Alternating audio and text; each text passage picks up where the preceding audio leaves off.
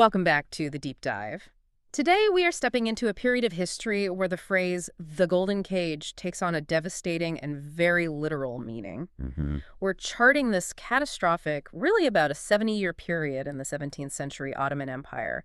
And this is a time when the biggest threat to the state wasn't coming from outside rivals, not the Habsburgs in Vienna or the Safavids in Persia. Right. The threat was coming from inside, from an institutional shift that was ironically designed to protect the dynasty itself. That's the core paradox we're unpacking today, isn't it? We are going inside the walls of the Topkapi Palace and specifically into the Kafes, the cage. Siege. And our mission really is to trace this radical change in Ottoman law that basically replaced state-sanctioned murder with controlled confinement. And what you find is that this confinement didn't just save lives. It systematically destroyed the minds of the men who were destined to wield absolute power. And it ushers in decades of just political and psychological chaos. Complete chaos. Okay, so before we get there, let's unpack how the House of Osman ruled for centuries before this. For about 150 years, the state followed this brutal, but you could argue historically effective system of fratricide. Right. State-sanctioned fratricide. The idea, which was codified by Sultan Mehmed the Conqueror in the 1450s, was stark. When a new sultan took the throne, he executed his brothers and their sons to prevent fitna, civil disturbance, or really these long, drawn-out dynastic civil wars. It was a cold, harsh calculation, but it was rooted in a very old political tradition. In the old Turkic model, the right to rule was, well, it was seen as being inherited equally by all the male members of the ruling clan. So every brother, every nephew is a legitimate claimant. Exactly, and a perpetual source of conflict. So the Ottoman solution was just preemptive. And it was even justified by the highest religious official, the Shaykhul Islam, who ruled that the practice was essential for the good order of society. I mean, I get the rationale. You prevent these vast, ruinous civil wars that tore apart the Seljuk Empire, or even the succession disputes you saw in Europe. They were trading this immediate, kind of localized violence in the palace for long-term stability for the entire state. Precisely. They believed the death of a few princes was a necessary cost to prevent the whole state from being divided and destroyed. Mehmed II's code basically institutionalized that idea. Yeah. The winner has to eliminate the potential losers to guarantee unity. But the sources show that this custom started to wear thin on public opinion. It really did. What? Especially after Mehmed III, in 1595, executed 19 of his brothers, and some of their pregnant concubines, too, upon his accession. Yeah. The bloodshed was so profuse, it reportedly just shocked Istanbul. And that profound public disgust, that sets the stage for Sultan Ahmed I. He takes the throne in 1603, and he makes this radical choice to spare his younger brother, Mustafa. Was this mostly an act of mercy, do you think? Or was it a calculated political move responding to that public backlash? It was almost certainly a calculation, even if it was, dressed up in the language of mercy. Ahmed was only 13 himself. The fear was that if he killed his brother and then died without an heir of his own, the whole dynasty would just end. Extinction. Right. So he spared Mustafa, and in doing so, he ushered in this new system of ekberiyet, or Agnatic seniority. The eldest male gets the throne. And that shift is massive. You go from a system where the strongest son or the most successful military claimant takes the throne, a kind of meritocracy based on competitive violence, to a system where the eldest living male member of the dynasty ascends, no matter his competence or his character. It's a fundamental legal shift. It completely undercuts centuries of the state being defined by the Sultan's strength and his, demonstrable achievements. And the practical result of sparing all these potential rivals was confining them. And this is how the Kafes was born. This is it, the cage, though sometimes you see it more euphemistically called the Şimşirlik or the boxwood area. Now, this wasn't a dungeon, let's be clear. It was a luxurious, lifelong house arrest inside the harem of the Topkapi Palace, but the sources are pretty clear that the luxury didn't do anything to stop the psychological devastation. Absolutely not. The sources describe it as, well, an ironic location, a part of the palace dedicated to isolation. Princes were often forbidden from having their own households, and crucially, they were usually forbidden from fathering children until they actually ascended the throne. So the institution, it succeeds in its primary goal of preserving the bloodline. There's always a male heir, even if the Sultan dies young. Right, but it completely failed the state. It replaced the rigorous, competitive, practical training of the old system with just systemic isolation. And that training was vital, wasn't it? The old Turkic tradition demanded that future leaders get trained in provincial governorships. They had to lead troops, manage huge budgets, mediate disputes. And win support. They had to prove themselves. Mehmed III was actually the last prince to hold a provincial office before this new Kafes system really took hold. So that's the core institutional failure. They guaranteed that the men who eventually became Sultan would arrive at the most stressful, complex job on earth, ruling this massive, diverse, politically volatile empire with absolutely no experience. Zero experience. They swapped practical governance skills for a psychological golden cage that guaranteed profound mental instability. It sounds like the state just built an immediate disaster into its own succession policy. How quickly did this disaster actually manifest itself? Immediately. You only have to look at the first man who walked out of the Kafes to rule, Mustafa I. Right. Mustafa I, he was Ahmed's spared brother, and he just embodies the immediate, brutal psychological cost of this new system. He was the first sultan in 300 years to reach the throne without a direct father-to-son succession. And his path to the throne was paved with sheer terror. I mean, you have to imagine he spent 14 years imprisoned in the harem, constantly living under the shadow of a bowstring. Just waiting. Waiting. Knowing his brother Ahmed reportedly thought about having him executed twice. The sources recount these almost supernatural interventions. Moments where Ahmed would give the order for Mustafa to be strangled, only to call it off because of violent stomach pains or a sudden dramatic thunderstorm. That level of constant on-again, off-again threat of death must have been psychologically ruinous. Just existing in that state of perpetual uncertainty, knowing your life hangs entirely on your brother's whim or a supposed divine omen. It did ruin him. When Ahmed I died in 1617, Mustafa was dragged out of the cage. And crucially, his accession was engineered by these powerful palace factions. He wasn't the natural choice. No, Ahmed's eldest son, Osman II, was the obvious heir. He was, but the new system of Ekberiyet put the elder Mustafa first. And the most important faction pushing for this was Kozum Sultan, the mother of Ahmed's younger sons, right? Precisely. Kozum Sultan, probably the most powerful woman in the empire at that time, was terrified that if the young, competent Osman II took the throne, he would follow the old law and execute her own children, Murad, Kasum, and Ibrahim. So she needed a placeholder. She needed a weak, easily controllable ruler to buy time for her own sons to mature. She actively supported the survival of Mustafa, her brother-in-law, specifically because he was known to be mentally feeble. For her, the Kafes and Ekberiyet were a political shield for her children. So she preferred a ruler who was, as contemporary English sources described him, between a madman and a fool. That's the famous quote. It really details the madness of his confinement. Other sources describe him as prone to visions and angel-like speculations, a man fitter for a cell than a scepter. And what's vital here is that he was the first sultan ever to reach the throne with zero government experience. None at all. The only knowledge he had was what he gained from the limited, claustrophobic world of the eunuchs and women in the harem. So he literally has only a harem education, and he's placed in charge of the entire administration, military, and religious life of an empire spanning 3 continents. How quickly did his inexperience translate into political instability? Immediately, and in highly symbolic ways. His behavior just fundamentally diminished his status in the eyes of the ruling elite. For instance, sultans were supposed to observe a rule of silence during the imperial council, the divan. To maintain that splendid isolation, that divine authority. Exactly. Mustafa failed to do this. He just spoke freely to his subjects. Yes, and the viziers were aghast. They complained that he addressed them and spoke about state matters like a janissary or to a Turkish merchant. He completely violated the ceremonial distance expected of the emperor. He was acting like a common man, showing a total lack of understanding of the imperial role he is supposed to embody. That seemingly small breach of protocol violating the rule of silence is a huge indicator of institutional weakness. It showed the entire ruling class that the man on the throne was not fit to rule. And then came the existential dynastic threat. He refused to take concubines. A huge problem, given that he was the only surviving adult male of the dynasty. Failing to produce an heir was unacceptable, so his clear incompetence, combined with this dynastic crisis, allowed court figures to spread rumors of his insanity.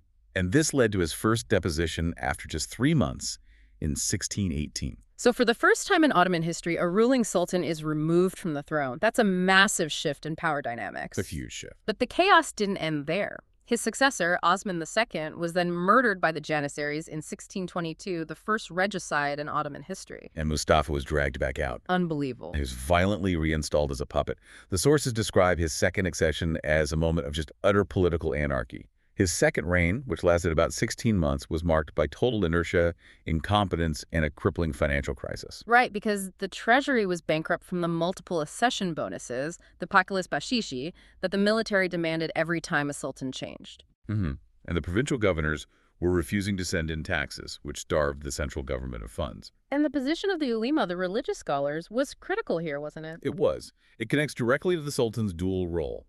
He wasn't just a political ruler, a padishah. He was the caliph, the spiritual leader of the entire Islamic community, the Ummah. And the governors argued that an insane man couldn't legally hold that title. Exactly. The leader of the Ummah must be of sound mind, capable of fulfilling religious duties, like leading prayer and upholding Sharia law.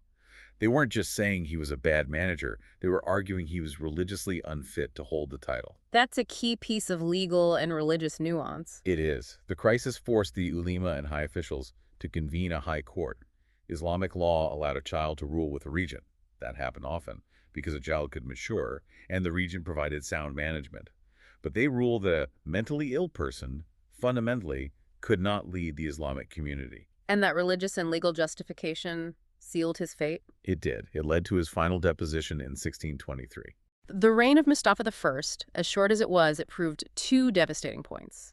The Kafes absolutely ruined the men who were confined there, and the elite, especially the Janissaries, had now established the precedent of successfully deposing and even murdering a sultan. And that precedent, as the English observer Sir Henry Blount noted, was the permanent political damage.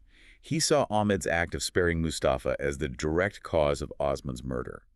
He lamented that once the Janissaries taste the blood royal, the reverence for the crown could never be restored. Wow. The decision to save the dynasty by preserving the bloodline immediately introduced this new, permanent vector of institutional violence, unchecked military interference. And the man tasked with solving this problem was Mustafa's nephew, an 11-year-old boy named Murad IV. So Murad IV ascends the throne in 1623.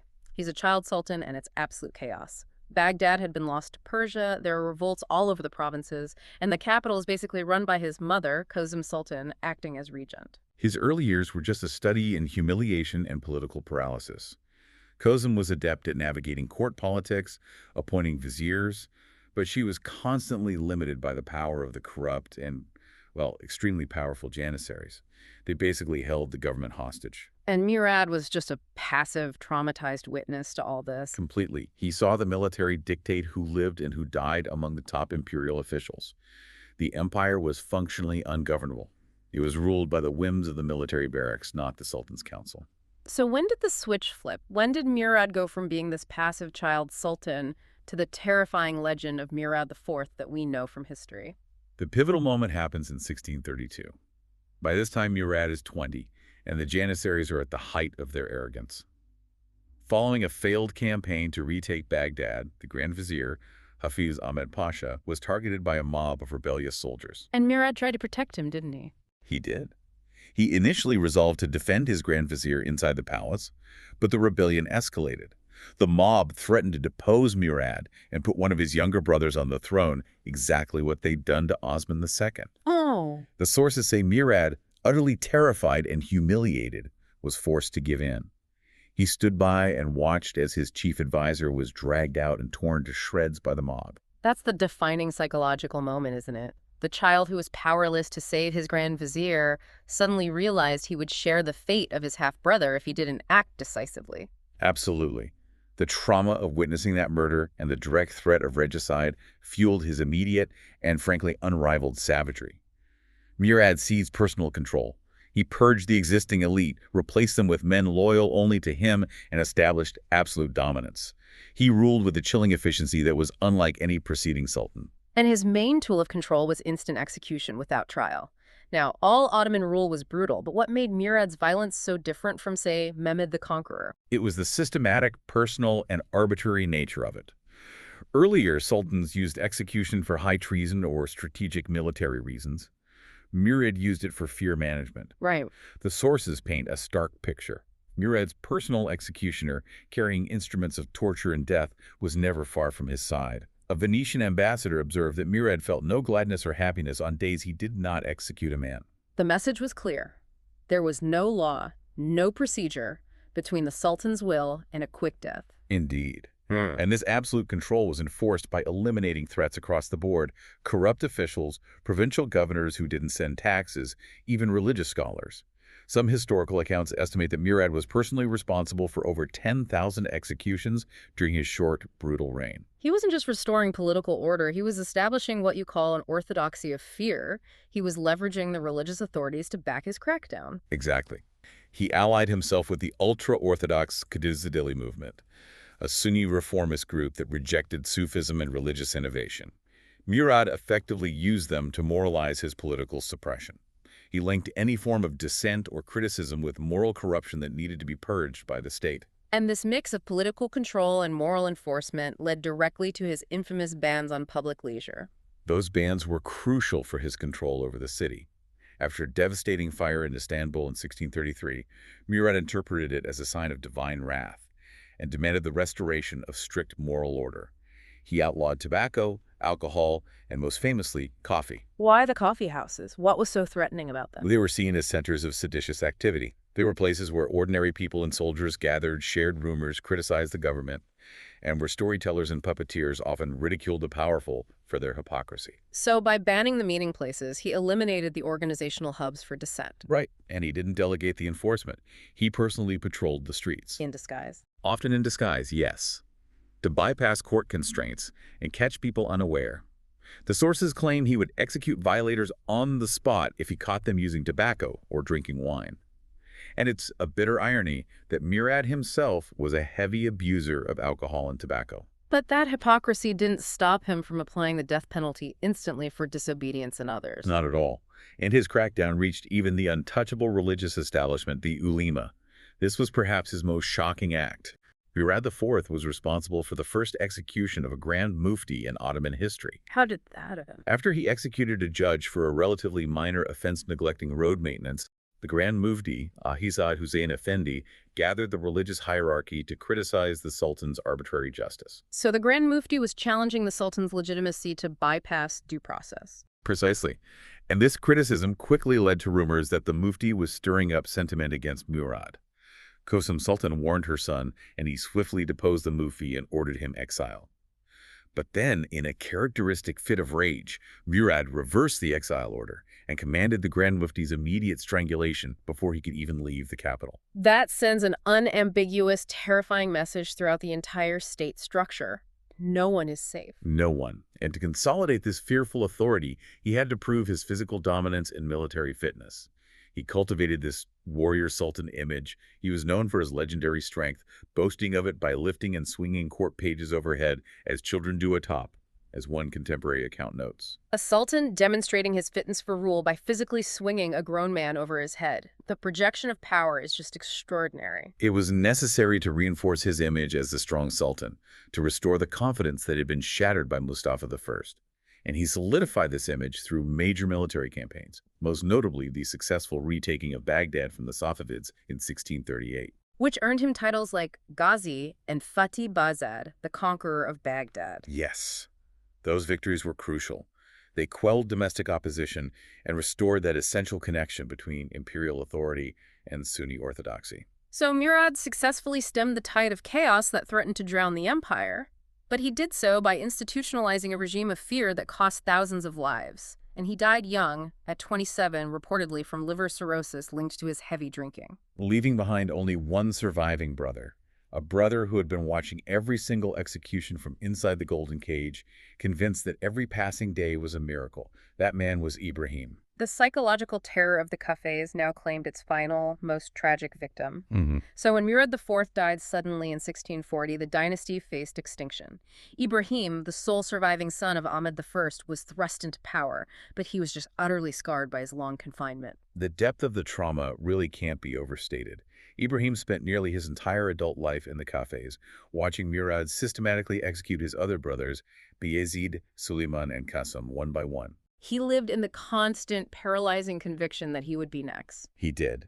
His life, the sources say, was only spared because Kosum Sultan repeatedly intervened, arguing that Ibrahim was too mad to be a threat. So when the Grand Vizier and Kosum came to tell him he was Sultan, he didn't react with relief or joy. He reacted with blinding paranoia. Exactly. His paranoia was so intense that he refused to leave his cell. He was convinced that Murad was still alive and was plotting to trap him, maybe testing his loyalty before executing him. That's incredible. It took the combined persuasion of Kosum and the Grand Vizier, and crucially, Kosum physically forcing him to personally examine his brother's dead body. She showed him the corpse. She had to show him the corpse to prove Murad was gone, just to get him to accept the throne. Wow. So the sole surviving heir to this massive empire had to be physically shown the dead body of his tormentor before he would accept the crown. That single anecdote tells you everything you need to know about the psychological price of the Kafes. And it continues. When he still hesitated, Kosum reportedly threatened him with strangulation, not inauguration. He was forced to accept absolute power, a man fundamentally broken by the very system designed to protect him. This man, mentally and physically weakened by confinement and fear, becomes Sultan. What was his immediate response to holding absolute power? Retreat and hedonism. He suffered from recurring headaches, physical weakness, likely the physical manifestation of his psychological trauma. He retreated entirely from politics and sought comfort and pleasure exclusively in the harem. And this era saw the harem achieve new levels of spectacular luxury. Oh, yes. Silks, perfumes, jewelry. He insulated himself from the harsh reality of governing. But he did have a desperate dynastic duty to fulfill, since he was the last surviving male of the bloodline. And Kosum Sultan stepped up to manage that. She did. She ensured the dynasty's survival. She took charge of stocking his harem, personally purchasing virgins and concubines from the slaves market, and remarkably, Ibrahim proved extremely fertile. He quickly fathered 3 future sultans, Mehmed IV, Suleiman II, and Ahmed II. And the sources even note his specific, unusual craving for overweight women. Which Kosum made sure he had supplied.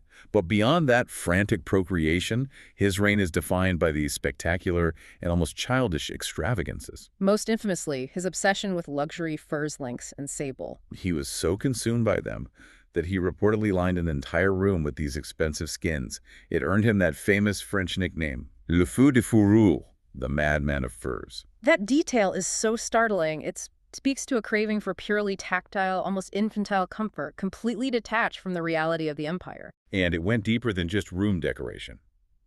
One contemporary account details his belief that these sable skins had aphrodisiac qualities. He insisted on using them under him during intercourse, believing it would increase his lust.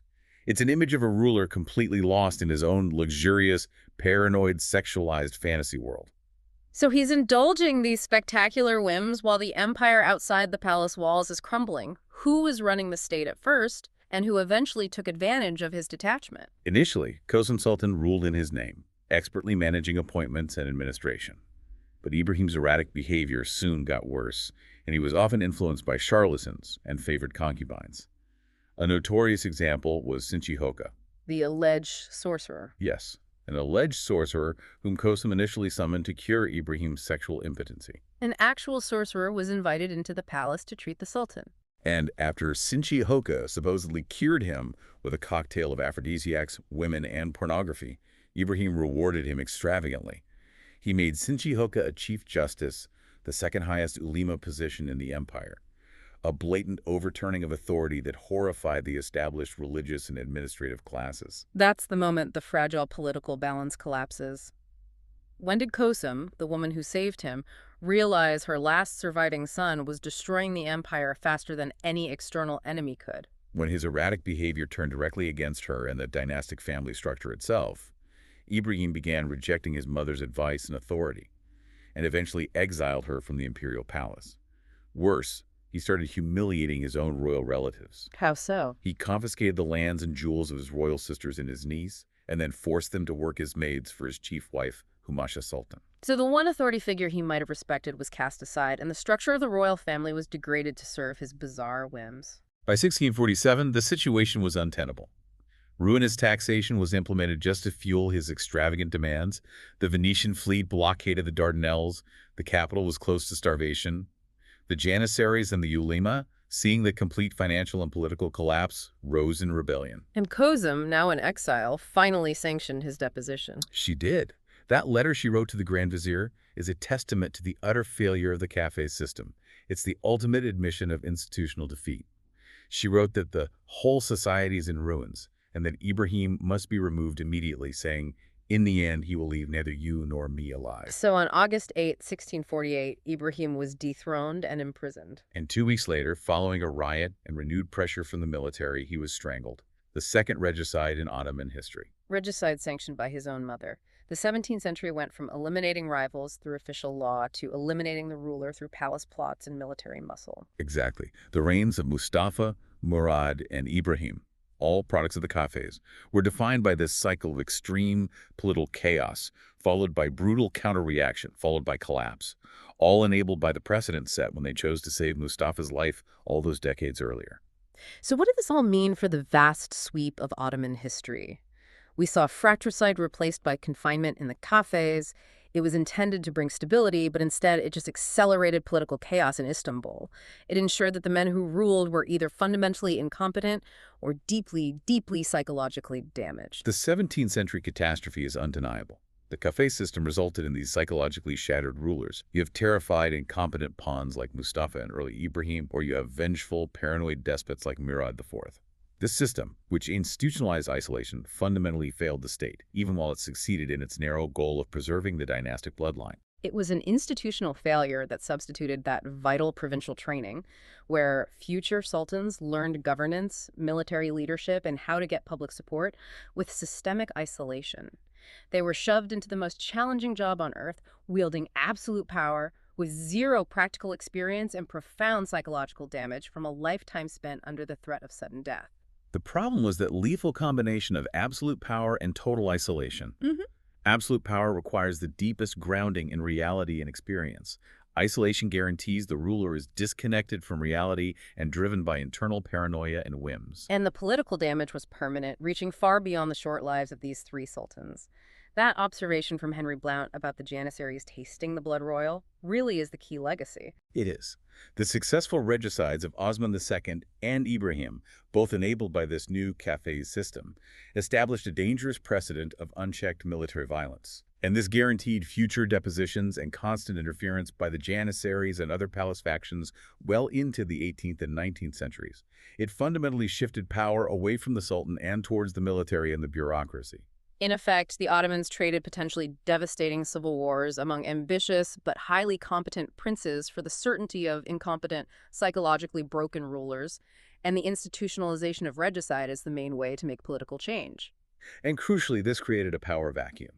While the sultans were mad, or children, or absent in the harem, the actual governance of the state had to fall to the capable bureaucracy, the grand viziers, the ulema, and the palace women like Kozum Sultan. This shifting power dynamic permanently lessened the prestige and function of the sultanate itself. So let's leave our listener with this final provocative thought. The Kafes succeeded in ensuring dynastic continuity. The House of Osman endured. But when you look at the immediate consequences, the anarchy of Mustafa, the decade of terror under Murad, the disastrous extravagance and deposition of Ibrahim, was the stability of the dynasty's bloodline truly worth the immense psychological price paid by the men locked away in the Golden Cage, and the subsequent ruin they inflicted upon the greatest empire of their time? A painful demonstration that sometimes the institution designed to save you is the one that destroys you. The Ottoman Empire proved that while you can eliminate rivals, you cannot manufacture a competent ruler by locking him in isolation. A profound and chilling note to end on. Thank you for guiding us through this dark, defining chapter of Ottoman history on The Deep Dive.